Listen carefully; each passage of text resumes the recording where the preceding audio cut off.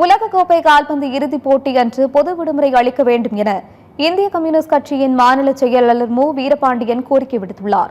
தஞ்சையில் செய்தியாளர்களிடம் பேசிய அவர், இந்தியாவில் கால்பந்து போன்ற விளையாட்டுகளில் ஒரு கொள்கை உருவாக்கி மாணவர் பருவத்திலே பயிற்சி அளிக்க வேண்டும் என்றும், இதுவரை நடைபெற்ற கால்பந்து போட்டியில் இந்தியா தகுதிச் சுற்றில் கூட வர முடியாத சூழல் என்பது விளையாட்டுத்துறையின் பலவீனத்தை காட்டுகிறது என்றும் கூறினார். உலகக்கோப்பை இறுதிப் போட்டி நடைபெறும் வரும் 20ஆம் தேதியன்று மத்திய அரசு பொது விடுமுறை விட திட்டமிட வேண்டும் என்றும், கால்பந்து விளையாட்டுகளுக்கு உள்கட்டமைப்புகளை, விளையாட்டு மைதானங்களை மேம்படுத்த வேண்டும் எனவும் கோரிக்கை விடுத்தார். ஃபுல் மூன் சேல் காலை 9 மணியிலிருந்து இரவு 12 மணி வரை ஜூன் 29 ஒரு நாள் மட்டும். உலகக்கோப்பை கால்பந்து இறுதிப் போட்டியின் போது ஒன்றிய அரசு பொது விடுமுறைக்கு திட்டமிட வேண்டும்.